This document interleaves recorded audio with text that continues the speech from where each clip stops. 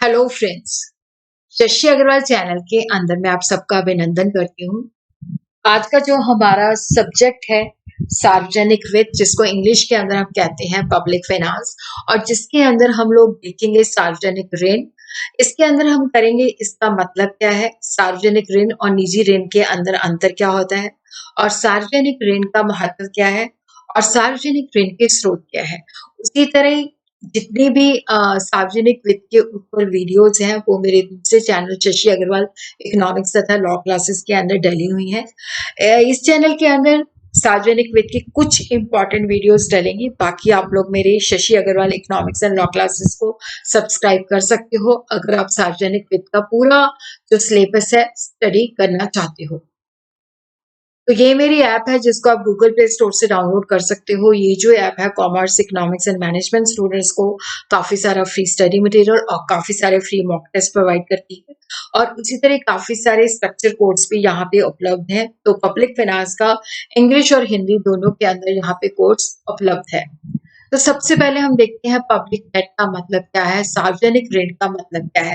देखो, जो सरकार जो है कर्जा लेती है, सरकार के द्वारा जो सभी प्रकार के कर्जे लिए जाते हैं उसको हम सार्वजनिक ऋण कहते हैं। सरकार के द्वारा जो उनका अतिरिक्त खर्चा होता है उसको पूरा करने के लिए वो अलग अलग स्रोतों से जो ऋण लेती है उसको हम पब्लिक डेट कहते हैं, उसको हम सार्वजनिक ऋण कहते हैं। तो इसकी जो डेफिनेशन है वो टेलर ने दी है। सरकारी ऋण का मतलब है कि राजकोष द्वारा बैंकों, व्यावसायिक संस्थाओं तथा व्यक्तियों से लिया गया कर्जा है। कि देखो, जो सरकार है अलग अलग स्रोतों से जो कर्जा लेती है उसको हम सार्वजनिक ऋण कहते हैं। तो सार्वजनिक ऋण और निजी ऋण के बीच में अंतर क्या है। देखो, जैसे मैं किसी से उधार लेती हूँ तो वो निजी ऋण कहलाएगा।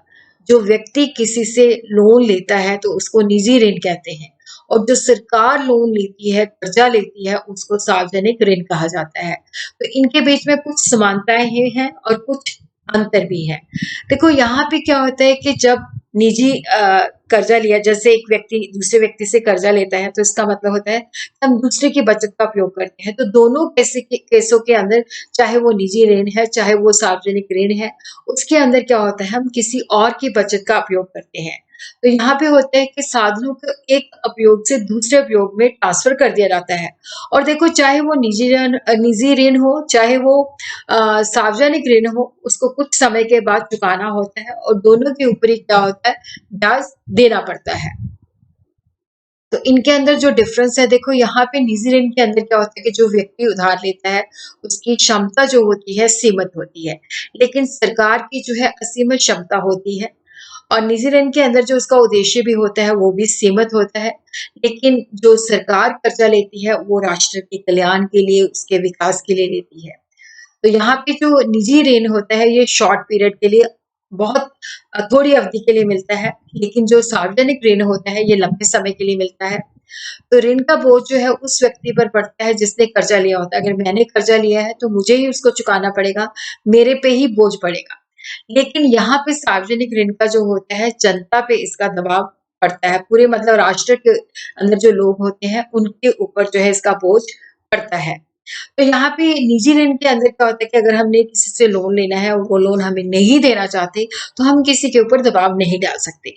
लेकिन यहाँ पे क्या होता है कि हम पूरे राष्ट्र के, क्योंकि यहाँ पे सरकार जब कर्जा लेती है तो वो मजबूर कर सकती है। तो निजी ऋण के अंदर क्या होता है कि स्रोत जो होते हैं बहुत सीमित होते हैं, लेकिन जो सार्वजनिक ऋण होता है इसके अंदर स्रोत बहुत सारे उपलब्ध होते हैं। निजी ऋण के अंदर ब्याज की जो दर होती है वो ऊंची होती है, लेकिन जो सार्वजनिक ऋण होता है इसकी ब्याज की दर कम होती है। और देखो यहाँ पे क्या होता है, निजी ऋण का जो बोझ है वो उसी व्यक्ति पर पड़ता है जिसने लोन लिया है, लेकिन इसका अर्थव्यवस्था पर असर पड़ता है। महत्व क्या है कि जो सरकार लोन लेती है, सरकार जो ऋण लेती है, उसका फायदा क्या है। देखो, सरकार जो है देश के कल्याण के लिए, देश के विकास के लिए बहुत सारी बहु योजनाएं बनाती है जो कि लंबे समय के लिए होती है। और उसके लिए अर्थव्यवस्था को बहुत सारे मतलब जब अर्थव्यवस्था का विकास करना होता है तो सरकार को बहुत सारे पैसे की आवश्यकता होती है। जैसे वो सार्वजनिक क्षेत्र पर व्यय करती है, बहुत सारे जो है पब्लिक सेक्टर के अंदर यूनिट्स खोलती है और उसी तरह क्या होता है कि बहुत सारे पूंजी का निर्माण भी करती है। तो जिसके लिए उसे बहुत सारा पैसा चाहिए होता है तो वो उसे सार्वजनिक ऋण से उपलब्ध हो जाता है।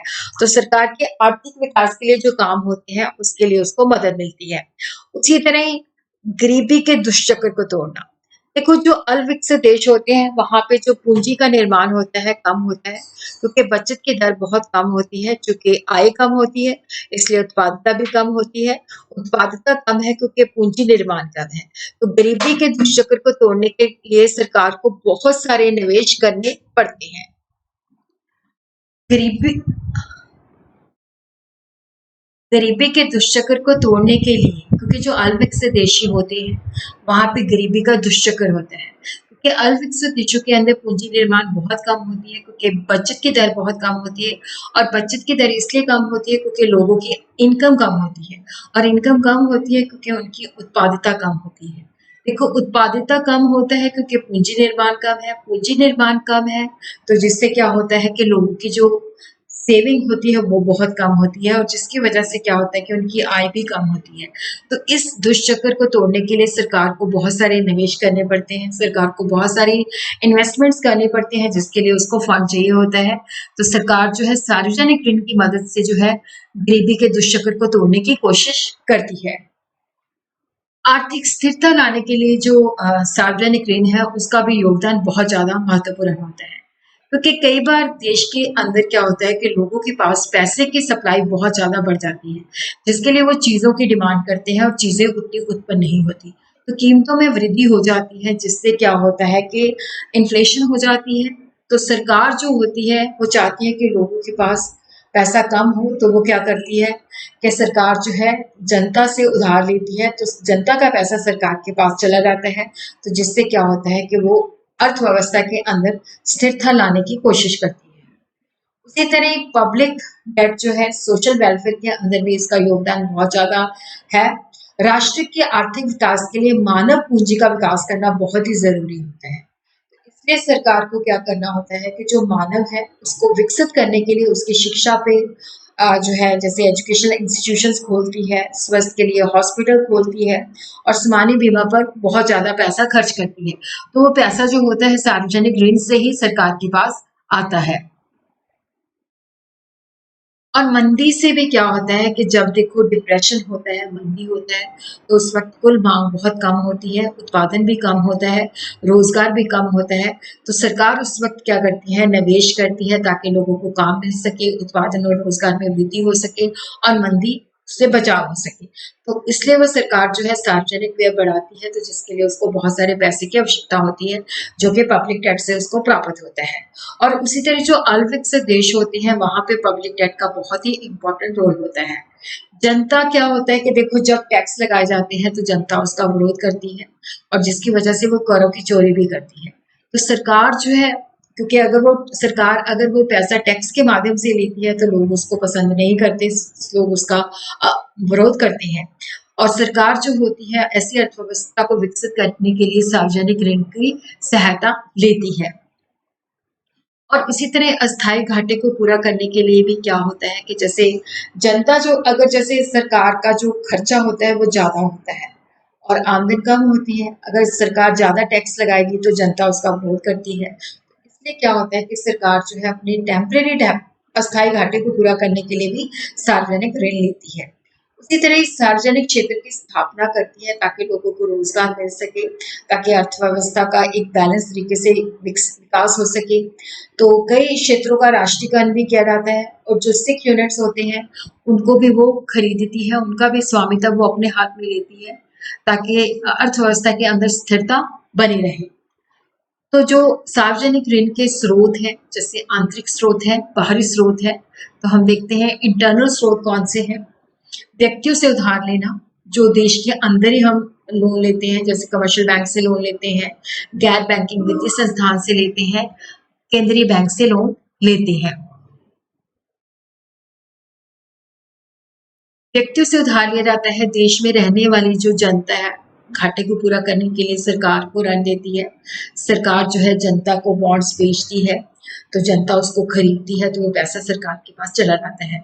उसी तरह कमर्शियल बैंक जो होते हैं वो भी खुले बाजार में सरकारी बॉन्ड खरीदते हैं, सरकार के पास पैसा जाता है और क्रेडिट क्रिएशन भी करते हैं। और उसी तरह गैर बैंकिंग वित्तीय संस्थान जो होते हैं उनसे भी वो उधार लेती है, जैसे बीमा कंपनियां, ट्रस्ट, अन्य वित्तीय संस्थान जो होते हैं। और उसी तरह केंद्रीय बैंक जो होता है वो अ, सबसे सर्वोच्च स्थान होता है और सार्वजनिक ऋण का स्रोत होता है, तो वो भी सरकारी बॉन्ड में योगदान करके सरकार को घाटे को पूरा करने के लिए उसको धन प्रदान करता है।